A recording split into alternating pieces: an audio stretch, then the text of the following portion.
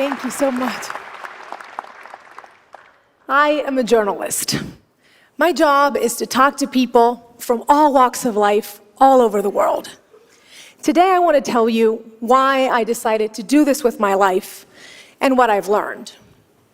My story begins in Caracas, Venezuela, in South America, where I grew up. A place that to me was and always will be filled with magic and wonder. From a very young age, my parents wanted me to have a wider view of the world. I remember one time when I was around 7 years old, my dad came up to me and said, "Mariana, I'm going to send you and your little sister, who was 6 at the time, to a place where nobody speaks Spanish. I want you to experience different cultures." He went on and on about the benefits of spending an entire summer in this summer camp in the United States, stressing a little phrase that I didn't pay too much attention to at the time: you never know what the future holds. Meanwhile, in my 7-year-old mind, I was thinking we were going to get to summer camp in Miami. Maybe it was going to be even better, and we were going to go a little further north to Orlando, where Mickey Mouse lived. I got really excited. My dad, however, had a slightly different plan. From Caracas, he sent us to Brainerd, Minnesota. Mickey Mouse was not up there. And with no cell phone, no Snapchat or Instagram, I couldn't look up any information. We get there, and one of the first things I noticed was that the other kids' hair was several shades of blonde, and most of them had blue eyes. Meanwhile, this is what we looked like. The first night, the camp director gathered everyone around the campfire and said, "Kids, we have a very international camp this year. The Atencios are here from Venezuela." The other kids looked at us as if we were from another planet. They would ask us things like, "Do you know what a hamburger is?" Or, "Do you go to school in a donkey or a canoe?" I would try to answer in my broken English, and they would just laugh. And I know they were not trying to be mean. They were just trying to understand who we were and make a correlation with the world they knew. We could either be like them or like characters out of a book filled with adventures like Aladdin or The Jungle Book. We certainly didn't look like them. We didn't speak their language. We were different. And when you're 7 years old, that hurts. But I had my little sister to take care of, and she cried every day at summer camp. So I decided to put on a brave face and embrace everything I could about the American way of life.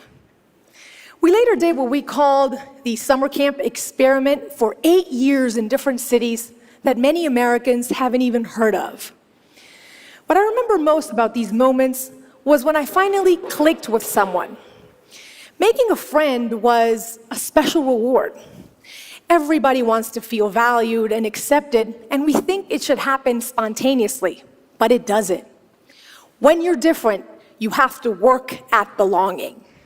You have to be either really helpful, smart, funny, anything to be cool for the crowd you want to hang out with. Later on, when I was in high school, my dad expanded on his summer plan, and from Caracas, he sent me to Wallingford, Connecticut for senior year of high school. This time, I remember daydreaming on the plane about the American high school experience with a locker. It was going to be perfect, just like in my favorite TV show, Saved by the Bell. I get there, and they tell me that my assigned roommate is eagerly waiting. I open the door, and there she was, sitting on the bed with a headscarf. Her name was Fatima, and she was Muslim from Bahrain, and she was not what I expected. She probably sensed my disappointment when I looked at her because I didn't do too much to hide it. See, as a teenager, I wanted to fit in even more. I wanted to be popular and maybe have a boyfriend for prom. And I felt that Fatima just got in the way with her shyness and her strict dress code. I didn't realize that I was making her feel like the kids at summer camp made me feel. This was the high school equivalent of asking her, "Do you know what a hamburger is?" I was consumed by my own selfishness and unable to put myself in her shoes. I have to be honest with you. We only lasted a couple of months together because she was later sent to live with a counselor instead of other students. And I remember thinking, she'll be okay. She's just different. You see, when we label someone as different, it dehumanizes them in a way. They become the other. They're not worthy of our time, not our problem, and in fact, they, the other, are probably the cause of our problems. So how do we recognize our blind spots? It begins by understanding what makes you different, by embracing those traits. Only then can you begin to appreciate what makes others special. And I remember when this hit me, it was a couple of months after that. I had found that boyfriend for prom and made a group of friends and practically forgotten about Fatima until everybody signed on to participate in this talent show for charity. You needed to offer a talent for auction. And it seemed like everybody had something special to offer. Some kids were going to play the violin, others were going to recite a theater monologue. And I remember thinking, we don't practice talents like these back home. But I was determined to find something of value.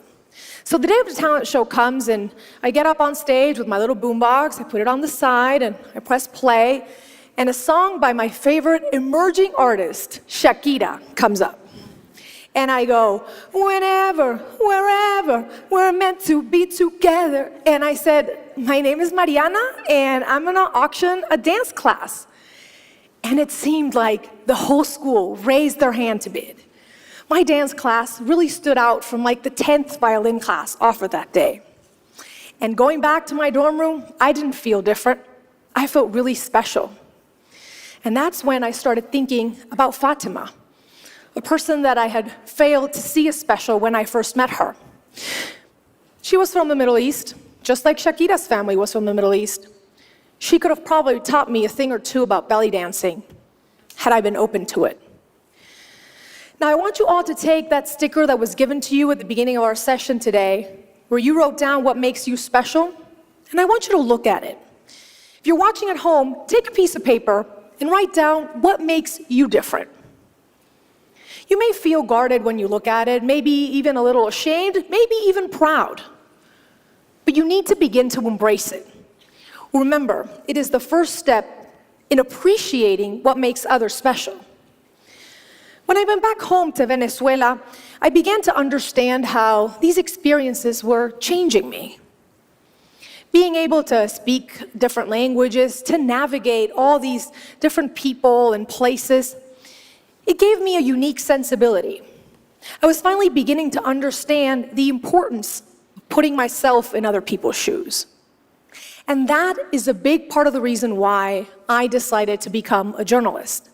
Especially being from a part of the world that is often labeled the backyard, the illegal aliens, third world, the others. I wanted to do something to change that.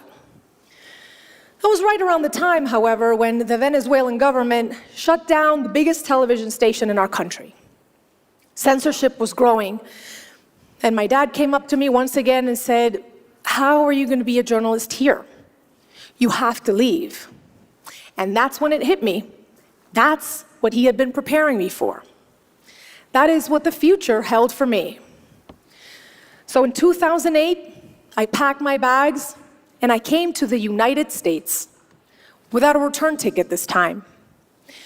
I was painfully aware that at 24 years old, I was becoming a refugee of sorts, an immigrant, the other, once again, and now for good.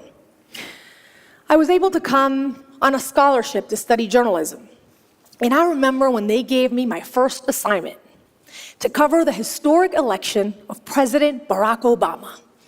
And I felt so lucky, so hopeful. I was like, yes, this is it. I've come to post-racial America, where the notion of us and them is being eroded and will probably be eradicated in my lifetime. Boy, was I wrong, right? Why didn't Barack Obama's presidency alleviate racial tensions in our country? Why do some people still feel threatened by immigrants, LGBTQ, and minority groups who are just trying to find a space in this United States that should be for all of us? I didn't have the answers back then. But on November 8th, 2016, when Donald Trump became our president, it became clear that a large part of the electorate sees them as the others. Some see people coming to take their jobs or potential terrorists who speak a different language. Meanwhile, minority groups oftentimes just see hatred, intolerance, and narrow-mindedness on the other side. It's like we're stuck in these bubbles that nobody wants to burst. And the only way to do it, the only way to get out of it, is to realize that being different also means thinking differently. It takes courage to show respect. In the words of Voltaire, I may not agree with what you have to say, but I will fight to the death to defend your right to say it. Failing to see anything good on the other side makes a dialogue impossible. Without a dialogue, we will keep repeating the same mistakes because we will not learn anything new. I covered the 2016 election for NBC News. It was my first big assignment in this mainstream network where I had crossed over from Spanish television. And I wanted to do something different. I watched election results with undocumented families. Few thought of sharing that moment with people who weren't citizens, but actually stood the most to lose that night. When it became apparent that Donald Trump was winning, this 8-year-old girl named Angelina rushed up to me in tears. She sobbed as she asked me if her mom was going to be deported now. I hugged her back and I said it's going to be okay. But I really didn't know. This was the photo that we took that night, forever ingrained in my heart. Here was this little girl who was around the same age I was when I went to camp in Brainerd. She already knows she is the other. She walks home from school in fear every day. Her mom can be taken away. So how do we put ourselves in Angelina's shoes? How do we make her understand she is special and not simply unworthy of having her family together? By giving camera time to her and families like hers, I tried to make people see them as human beings and not simply illegal aliens. Yes, they broke a law, and they should pay a penalty for it, but they've also given everything for this country, like many other immigrants before them have. I've already told you how my path to personal growth started. To end, I want to tell you how I hit the worst bump in the road yet, one that shook me to my very core. The day, April 10th, 2014. I was driving to the studio and I got a call from my parents. "Are you on the air?" they asked. I immediately knew something was wrong. "What happened?" I said. "It's your sister. She's been in a car accident." It was as if my heart stopped. My hands gripped to the steering wheel, and I remember hearing the words, "It is unlikely she will ever walk again." They say your life can change in a split second. Mine did at that moment. My sister went from being my successful other half, only a year apart in age, to not being able to move her legs, sit up, or get dressed by herself. And this wasn't like summer camp where I could magically make it better. This was terrifying. Throughout the course of 2 years, my sister underwent 15 surgeries, and she spent most of that time in a wheelchair. But that wasn't even the worst of it. The worst was something so painful, it's hard to put into words even now. It was the way people looked at her, looked at us, changed. People were unable to see a successful lawyer or a millennial with a sharp wit and a kind heart. Everywhere we went, I realized that people just saw a poor girl in a wheelchair. They were unable to see anything beyond that. After fighting like a warrior, I can thankfully tell you that today my sister is walking and has recovered beyond anyone's expectations. Thank you. But during that traumatic ordeal, I learned there are differences that simply suck, and it's hard to find positive in them. My sister's not better off because of what happened. But she taught me, you can't let those differences define you. Being able to reimagine yourself beyond what other people see, that is the toughest task of all, but it's also the most beautiful. You see, we all come to this world in a body. People with physical or neurological difficulties, environmentally impacted communities, immigrants, boys, girls, boys who want to dress as girls, girls with veils, women who've been sexually assaulted, athletes who bend their knee as a sign of protest, black, white, Asian, Native American, my sister, you or me. We all want what everyone wants, to dream and to achieve. But sometimes society tells us, and we tell ourselves, we don't fit the mold. Well, if you look at my story, from being born somewhere different, to belly dancing in high school, to telling stories you wouldn't normally see on TV, what makes me different is what has made me stand out and be successful. I have traveled the world and talked to people from all walks of life. And you know what I've learned? The single thing every one of us has in common is being human. So take a stand to defend your race, the human race. Let's appeal to it. Let's be humanists before and after everything else.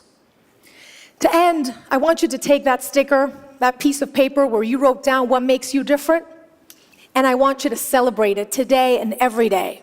Shout it from the rooftops. I also encourage you to be curious and ask, what is on other people's pieces of paper? What makes them different? Let's celebrate those imperfections that make us special. I hope that it teaches you that nobody has a claim on the word normal. We are all different. We are all quirky and unique, and that is what makes us wonderfully human. Thank you so much.